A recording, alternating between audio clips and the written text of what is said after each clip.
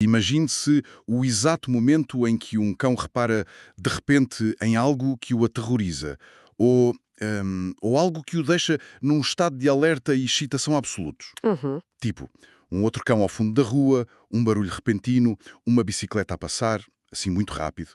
E o instinto humano imediato, aquele que surge antes sequer de se pensar, é logo o aperto da mão na trela. Pois, é automático. É isso. Os ombros sobem, ficam logo tensos, a respiração tranca. E logo a seguir surge aquela voz, muitas vezes num tom assim mais alto e autoritário, a dizer tipo: senta, fica, olha para mim. Exato, a velha necessidade de controlar tudo. Lá está. Há uma ideia muito arraigada de que a única forma de gerir o medo ou a reatividade de um animal é através deste controle super tático da situação. E é por isso que este nosso mergulho profundo de hoje nas fontes é tão fascinante. Vamos debruçar-nos sobre a filosofia da exposição calma, baseada nos princípios do canal The Art of Set and Forget. Sim, e com um foco muito especial no exercício 4, Calm Exposure to the World. Sem dúvida. E também vamos cruzar isto com a obra Signals versus Noise, A Daily Reflection Journal, da autora Elsa dos Reis Fernandes. E acho que é uma mudança de paradigma mesmo essencial, sabes? Porque propõe exatamente o oposto desse instinto de controle de que falavas. Pois, inverte tudo. Exatamente. Esta abordagem sugere que o verdadeiro treino, a verdadeira modificação de comportamento, hum, não nasce de uma gestão tática de emergência, nasce sim do cuidado com o sistema nervoso do cão. E para quem já acompanha esta filosofia, sabe perfeitamente que a distinção não é só semântica, não é só uma palavra bonita. Sim, vai muito além disso. Vai, porque mudar do controle para o cuidado altera profundamente a biologia que é partilhada entre o humano e o animal ali no momento de tensão. E é exatamente por isso que eu queria deixar aqui um convite muito claro para quem nos ouve. Fiquem connosco nesta reflexão até ao fim. É que a ideia de exposição é frequentemente muito mal compreendida, mesmo por quem já tem anos de experiência. Sem dúvida, a fronteira é mínima. É de uma subtileza impressionante a diferença entre um cão estar a sentir-se seguro e estar em stress latente. Por isso, a nossa promessa para os próximos minutos é que vai ficar claríssimo por que razão a respiração, o ritmo de caminhada e a simples presença do humano importam tanto, ou se calhar até mais, do que aquilo que o cão efetivamente está a ver. E para começarmos a dissecar essa ideia, acho que temos de olhar para a base, não é? Como sabemos, a forma mais antiga de pensar a exposição, aquilo a que as fontes chamam o velho método, assumia que a habituação vinha pura e simplesmente pela resistência. Pela força bruta, digamos assim. Pois, a premissa era básica. Se o cão tem medo do mundo, bem, temos de o colocar no meio da confusão. Forçava-se a interação, exigia-se que o animal aguentasse o desconforto repetidamente. Com a esperança de que ele, a dada altura, se habituasse, não é? Exato, que o comportamento mudasse pela força do hábito. Mas a biologia não funciona assim. Sabes que, ao ler esse conceito nas fontes, ocorreu-me de imediato uma imagem. Imagina que uma pessoa tem um pavor absoluto, sei lá, de aranhas. Ai, credo. Pois, exato. Se trancarmos essa pessoa numa sala minúscula, cheia de aranhas, isso não lhe ensina que as aranhas são seguras ou inofensivas. Isso apenas inunda o sistema nervoso com puro pânico. É o clássico flooding, É sim. isso, a inundação psicológica. E eu pergunto-me, quando cheios de boas intenções e a tentar apressar a socialização, arrastamos um cão para um parque canino caótico ou para uma rua super barulhenta, não estamos secretamente a fazer o mesmo? A causar um flooding disfarçado de socialização? Sem qualquer dúvida. E a biologia explica muito bem porquê. Quando empurramos um sistema nervoso para lá da sua capacidade de regulação, o cérebro límbio e o tronco cerebral, que são, no fundo, as partes responsáveis pela nossa sobrevivência básica, tomam as rédeas. Entram em modo de emergência. Totalmente. Entra-se logo naquele estado de luta, fuga ou congelamento. E neste estado de sobrevivência, o córtex pré-frontal, que é a área do cérebro onde efetivamente ocorre a aprendizagem e a avaliação lógica de que, isto não é um perigo, desliga-se literalmente. Fica offline. Uau! Então, trancar a pessoa na sala das aranhas não serve de nada. Não produz qualquer aprendizagem. Ou forçar o cão a ficar parado, ali enquanto outro cão lhe ladra na cara. Isso produz trauma. Ou, na melhor das hipóteses, produz uma supressão temporária do comportamento. Por puro choque, o cão bloqueia. Que as pessoas muitas vezes confundem com ele está calmo agora. Exatamente, e é um perigo. Por isso é que o método gentil, que as fontes defendem, argumenta que o comportamento externo de um cão nunca, mas nunca poderá mudar de forma orgânica e sustentável antes de a sua fisiologia interna estar estabilizada. Percebo. Isso obriga a redefinir por completo o que é o sucesso num treino de exposição. Obriga, sim. O sucesso não é o cão não ladrar. O sucesso é o cão conseguir manter-se num estado que as fontes chamam de limiar da aprendizagem. E o que é que isso é na prática? É aquele espaço muito, muito específico onde o animal consegue detectar a novidade, ou seja, ele repara no estímulo, repara no outro cão, mas consegue processar essa informação sem que o seu batimento cardíaco dispare para níveis de pânico. A exposição calma trata de contacto seguro e gradual. Apenas isto. O que nos leva, inevitavelmente, ao grande obstáculo disto tudo. Qual? Se a ideia é não forçar, se não devemos dar comandos rígidos para o cão se acalmar, como é que o animal descobre essa calma do nada? E aqui achei brilhante, porque o material do The Art of Set and Forget vira os holofotes completamente para o outro lado da trela, para o humano. É verdade? A trela deixa de ser vista como um instrumento de contenção física, de puxar, para passar a ser descrita como um cabo de transmissão neurológica. É uma perspectiva fascinante, não é? Porque coloca o sistema nervoso humano como o verdadeiro ponto de ancoragem para o animal. Nós esquecemos-nos muito disto, mas os cães são mestres absolutos na leitura de microexpressões. Detectam tudo. Tudo. Na detecção de odores associados ao stress, na leitura do nosso tónus muscular. Portanto, se o humano, perante um cão que surge ao longe, prende a respiração e enrijece o braço, essa informação viaja instantaneamente pela trela. Como se fosse eletricidade. Basicamente, o humano acabou de validar o medo do cão, acabou de lhe dizer, no fundo, tens razão para estar alerta, porque eu também estou. E é aqui que entra o conceito que, confesso, eu achei mais difícil de interiorizar inicialmente.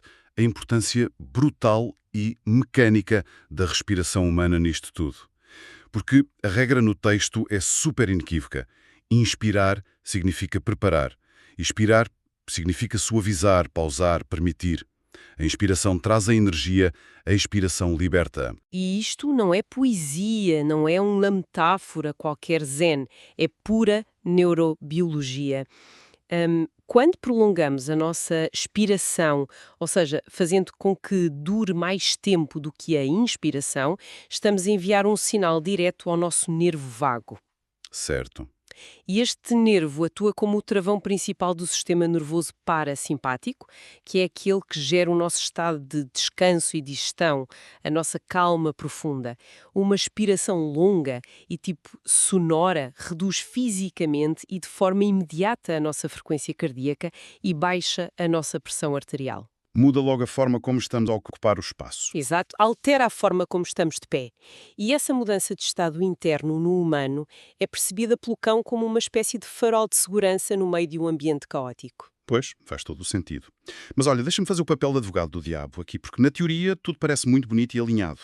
Claro. Mas na prática, imagina, numa rua super movimentada, quando um cão reativo começa a rosnar ou a tentar atirar-se ao que quer que seja, o instinto humano não é de todo fazer uma expiração longa e relaxante como se estivesse a meio de uma aula de yoga.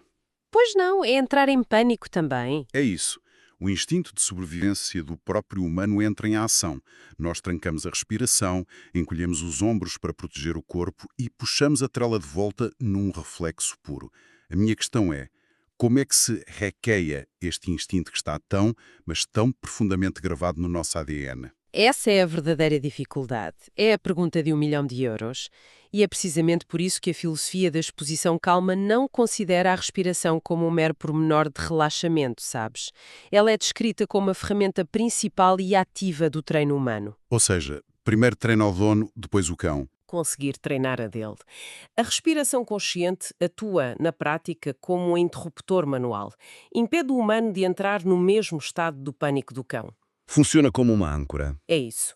Quando o humano sente a tensão a subir e foca deliberadamente toda a sua atenção em forçar uma expiração longa pelo nariz, ele impede o próprio corpo de reagir por instinto.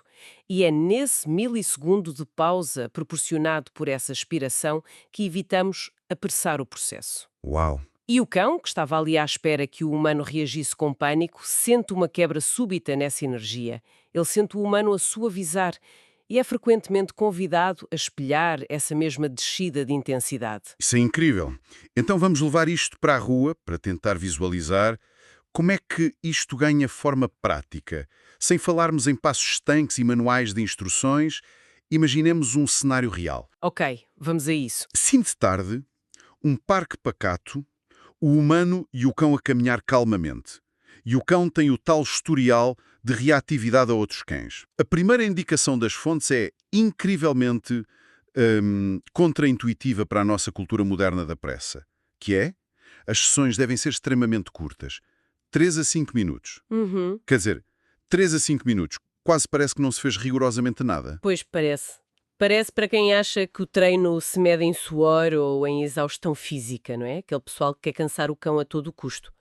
Mas quando percebemos o custo metabólico brutal do foco e da regulação emocional, esses 3 a 5 minutos fazem todo o sentido. Cansa mais a mente do que o corpo. Exatamente.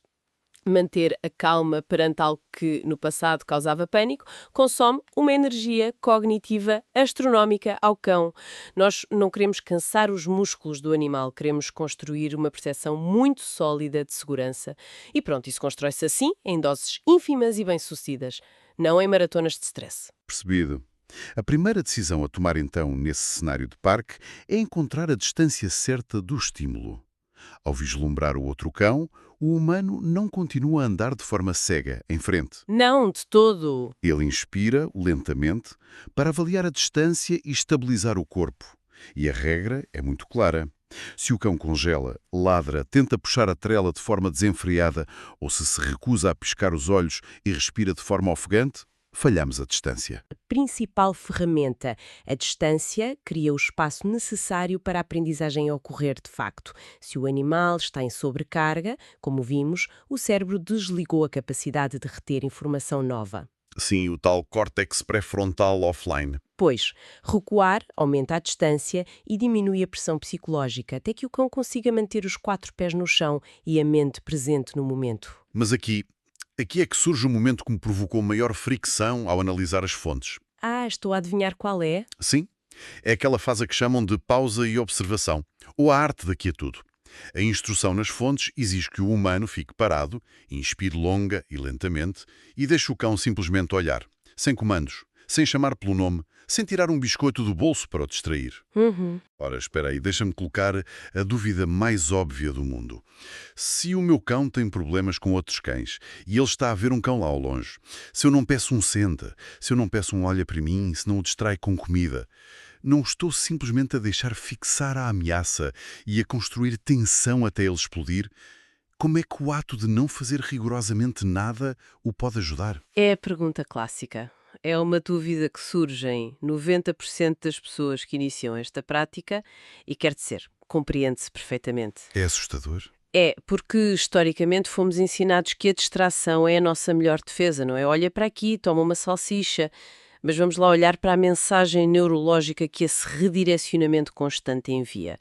Se sempre que um cão aparece, o humano entra em pânico, puxa freneticamente de comida do bolso, ou exige um contacto visual urgente com aquele tom de voz olha para mim, o que é que o cão interioriza? Que vem aí perigo? Pois, a mensagem que passa é: este estímulo é tão perigoso, mas tão perigoso que o meu humano nem me deixa sequer olhar para ele. Tenho de fugir ou lutar. Uau! Nunca tinha pensado nisso por esse prisma. Faz sentido.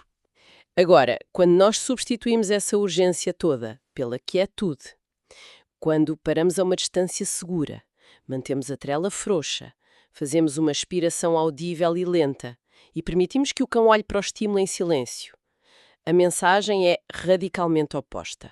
Passa a ser tipo, está tudo bem? Exato. Estamos a dizer, aquilo existe, sim, estamos a ver a mesma coisa juntos, mas não é perigoso. E, mais importante ainda, não precisas de fazer rigorosamente nada em relação a isso. Não há urgência. Dar ao cérebro o espaço e o tempo necessários para processar a informação visual, sem a sobrecarga paralela de ter de obedecer a um comando, é o que permite a tal autorregulação. E é na observação dessa autorregulação que surge o próximo desafio de quem guia o cão, certo? Porque o foco deixa de estar em controlar o outro cão ao longe, ou tentar adivinhar o que é que vai acontecer, o foco passa a ser a observação milimétrica do nosso próprio cão. É isso mesmo. O humano continua ali com o seu ritmo respiratório constante, a ancorar o momento e fica à espera dos pequenos sinais. Um piscar de olhos mais suave, uma orelha que relaxa, um ligeiro abanar de cauda. Ou uma mudança na respiração que passa de ofegante para mais profunda e compassada. Exato. E quando isso acontece, aí sim vem a marcação da calma. Um sussurro assim gentil, tipo muito bem, ou um pleno biscoito entregue, mas sem grande alarido. E esta distinção para mim é brilhante. Nós não estamos a recompensar o facto de o estímulo estar ali. Não estamos a celebrar o outro cão. Não, de todo. Estamos a celebrar e a validar o estado interno de regulação do nosso cão na presença do estímulo. É isso. Resumiste na perfeição. A recompensa não visa o ambiente, visa a resposta fisiológica ao ambiente. Nós validamos que a calma, a observação serena, é a resposta correta e segura àquela novidade. E ele aprende isso com a repetição? Claro, estamos a confirmar ao animal que ele tomou a decisão certa ao não reagir. E ao fazermos isto consistentemente, o cão começa a associar a presença de estímulos desconhecidos a uma sensação de pausa e de tranquilidade acompanhada, em vez de uma antecipação de conflito e tensão. E pronto, quando esse momento de regulação é atingido, a prática não nos diz para ficarmos ali mais 30 minutos a testar a nossa sorte. Entramos na fase que chamam microexposição. Foram apenas breves momentos e acabou. O humano prepara o corpo inspirando, recolhendo a energia para o movimento e, ao dar o primeiro passo suave para se afastar do estímulo e regressar ao caminho normal, expira. Exato, o distanciamento é feito com muita suavidade. E o documento defende uma coisa muito interessante, que é um contacto muito curto, mas incrivelmente bem-sucedido e livre de stress, ensina infinitamente mais ao sistema nervoso do que uma exposição longa baseada na pura resistência. E ensina mesmo, sabes, porque a aprendizagem só se consolida num estado ausente de stress de sobrevivência. Ao tomarmos nós, humanos, a iniciativa de dar um passo para trás e retirar a pressão de forma gentil e controlada, estamos a fazer algo extraordinário pela relação com o animal. Estamos a mostrar liderança, mas da boa. Sim, estamos a provar que o cão não tem de se preocupar em encontrar ele uma saída de emergência ou planear uma reação defensiva, porque o parceiro humano já tratou disso. O humano avaliou a situação, permitiu a observação e retirou os amos do local de forma segura, muito antes de o pânico se poder instalar. É, no fundo, a promessa tácita de que nunca empurraremos o cão até ao seu ponto de ruptura. O que requer, convenhamos, uma força de vontade imensa da nossa parte. Sim, porque nós somos golosos por resultados. Pois somos. E há uma armadilha comum que as fontes apontam, que é a falácia ou está a correr tão bem. O cão está calmo, o outro cão está a 10 metros, e a mente humana focada em resultados rápidos pensa logo, olha, vamos tentar aproximar-nos só mais 3 metinhos, ou vamos ficar aqui sentados mais 20 minutos, já que ele está tão bem. É o clássico esticar a corda. É isso. Mas o conselho do método é inflexível. Terminar antes da sobrecarga. Não esperar que o stress dê sinais de vida para decidir que é a altura de ir embora. Acabar a sessão de exposição enquanto a calma reina absolutamente. E tem de ser assim, sabes porquê? Por causa da forma como as memórias são guardadas no cérebro. Se nós esperarmos pelo primeiro sinal de stress, um puxão, um latido, uma postura mais tensa, para finalmente irmos embora, a última impressão que o cérebro do animal vai gravar daquele encontro é a tensão, a urgência da retirada. Fica com um sabor amargo no fim. O prazo é puramente de sucesso. O cão lembra-se de ter estado perante um estímulo que antes lhe metia medo, lembra-se de se ter sentido seguro ao lado do humano e lembra-se de ter regressado a casa em paz. Ponto. E isso responde perfeitamente àquela dúvida inicial sobre a duração da sessão. Como é que sessões minúsculas de 3 minutos constroem um cão confiante? O livro Signals vs. Noise descreve de forma brilhante como a prática diária de pequenas exposições afeta o sistema nervoso. A isso chamam o efeito cascata. O famoso ripple effect, sim. É a soma das partes que muda a mente, não um evento heróico e isolado. Pois O Ripple Effect é a demonstração prática da plasticidade cerebral. A repetição diária deste exercício constrói uma arquitetura de segurança que aos poucos começa a transbordar para outros aspectos da vida do animal. Com o passar das semanas, o tal limiar da aprendizagem altera-se organicamente. O cão consegue manter a sua regulação fisiológica, estando cada vez mais perto dos estímulos. E sem precisarmos de gritar ou forçar. Claro. Não porque foi forçado ou subjugado, ou porque a sua vontade foi quebrada. O seu sistema nervoso simplesmente aprendeu, a um nível instintivo e celular, que aquele ambiente partilhado com o humano é previsível e que os seus limites emocionais são validados e respeitados na íntegra. E é engraçado que, quando começamos a entender a exposição calma desta forma, ela deixa de ser vista como uma técnica corretiva para curar um cão que está estragado. Muda completamente a perspectiva. Passa a ser encarada como uma prática puramente relacional. Tudo se resume a construir e afinar a confiança mútua. Há um resumo fenomenal em todo este material que é qualquer coisa como desenhar primeiro a calma e só então o mundo se tornará muito mais fácil de navegar. Quando ponderamos isto, tira-se um peso tremendo de cima de quem lida com cães. Sem dúvida. Deixa de ser uma batalha diária de vontades na rua. Deixa de ser uma equação sobre quem domina quem. Passa a ser única e exclusivamente sobre como dois sistemas nervosos podem estar juntos, calmos e em segurança perante as novidades do mundo. E essa, para mim, é a verdadeira magia da prática. Substitui o atrito pela compaixão. Quando nós paramos as sessões muito antes de o animal ficar sobrecarregado, quando respiramos antes de reagir, nós não estamos apenas a treinar o comportamento canino, estamos a ensinar ao cão que o seu humano é, acima de tudo, um porto de abrigo capaz de ler as nuances do ambiente. É muito bonito. É uma mudança que exige uma atenção brutal da nossa parte, um abrandamento drástico do nosso próprio ritmo interno. Mas os resultados são incrivelmente sólidos e duradouros. Chegamos assim ao final desta nossa reflexão profunda. Fica claro que não há qualquer pressa neste processo. Esta prática da exposição calma desenha-se um dia de cada vez. E muitas vezes a melhor ação é precisamente uma expiração muito prolongada. Pois é. Para quem nos acompanhou até aqui e sentiu que esta abordagem compassiva acrescenta valor à sua forma de estar e treinar, fica o nosso convite muito caloroso para subscreverem o canal. É totalmente gratuito e é algo que ajuda imensamente a que este trabalho continue a alcançar e a fazer a diferença na vida de outras pessoas e cães que necessitem desta perspectiva focada no cuidado e não no controlo. E vale a pena explorar. Sem dúvida. Existem inúmeras explorações sobre a regulação do sistema nervoso que podem continuar a ser descobertas através das playlists do canal, com destaque especial para a Calm Practice Dog, Mind and Body e a Calm Mind, The Art of Set and Forget Philosophy. Por fim, e de forma muito gentil, para quem já utiliza no seu dia-a-dia o diário Signals vs. Noise, a Daily Reflection Journal, se este instrumento tem trazido clareza, silêncio e sentido à prática diária, deixar uma pequena avaliação, uma review na Amazon, é um gesto muito rápido, mas que a equipa valoriza e aprecia profundamente. Olha, e antes do nosso silêncio final, e baseando-nos precisamente em tudo o que dissecamos hoje sobre esta necessidade biológica de espaço, tempo e ausência de urgência para processar o mundo, há uma provocação que o material nos sussurra.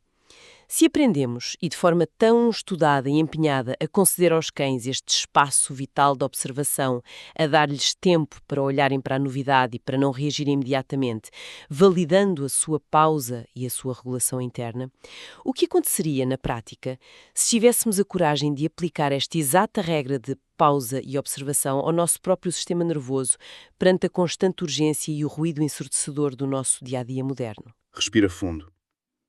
Caminha suavemente.